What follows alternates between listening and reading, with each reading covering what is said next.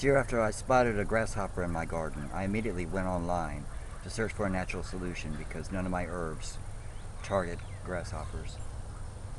First hit I got suggested 10 tablespoons, that's 10, of water, 1 tablespoon of molasses.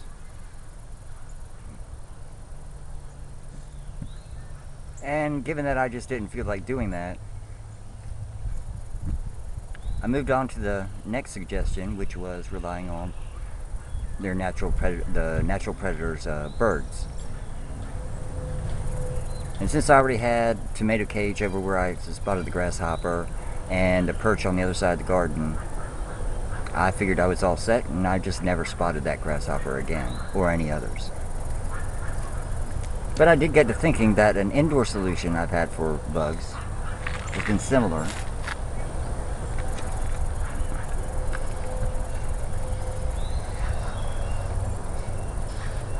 Cheap, nasty, generic lemon lime soda. Set out in a container.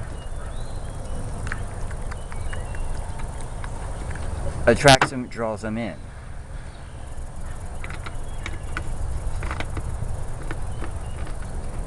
Yesterday, when I was making my rounds, tossing out the eggshells, I noticed that something had done damage to the leaves of one of my pepper plants. So I thought back to this, and just in case outdoor rules are different than indoor rules, I thought I'd just add a little molasses. I couldn't measure it, but I can eyeball it. Plus, my experience,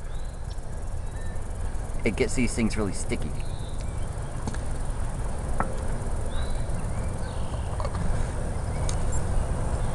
And I set it out under the pepper plant, and within a few hours I'd caught about 3 kinds of flies. I decided to leave it out to see what more I could catch, and then today I could Q-tip them out onto a paper and take a close-up photo and see what the pest was and how I could remedy it. Well, some thirsty animal decided to take a drink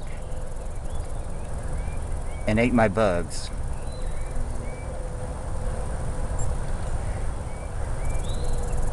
So I'm just going to have to do it again and take precautions about, preventing that animal from doing it.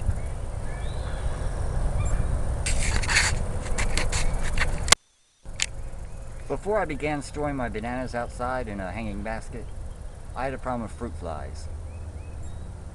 Now, a solution that I found was to put about an inch or so of apple cider vinegar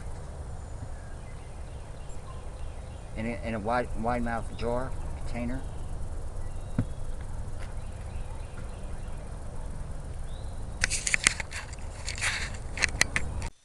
Cover it with plastic wrap really tightly.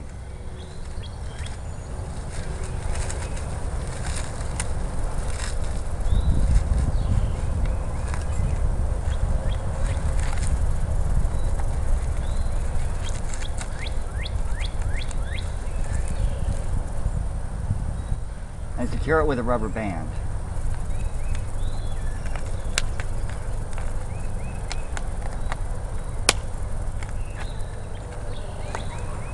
Then, take a fork and poke holes in the top.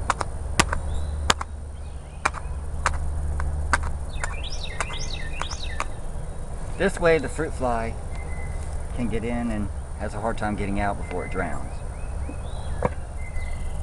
This was the second jar.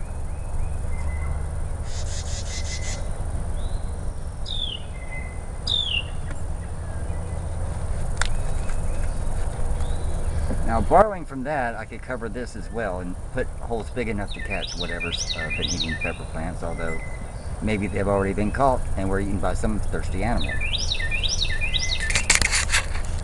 can be useful by aerating soil in the garden, but most often become a nuisance. I've used boric acid in the past, but because I have a cat, that's not really a sound idea. Second solution, and cheap one too, is to use grits. Dried up ground corn. Like polenta, except a fraction of the price. Just spread it around.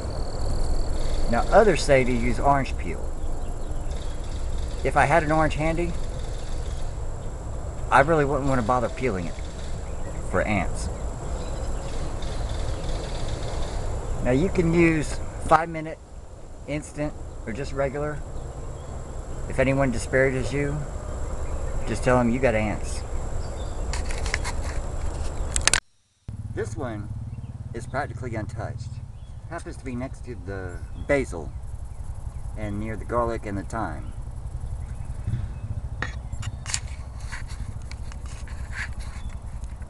This one got really chewed, although it's near some stray peppermint and the parsley. And because the parsley's here, we know it wasn't a beetle. Now the only insect, from my deduction, that is repelled by basil and garlic but not peppermint and thyme, meaning we can rule out the aphid that will be repelled by the peppermint, is a whitefly. Maybe I caught it yesterday, and even if so, then another one could attack.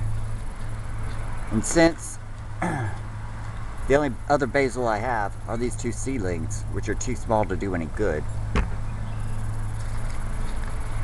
gonna leave more traps. Maybe I'll splurge for a new mature basil. And I'm gonna leave a trap at the other one too.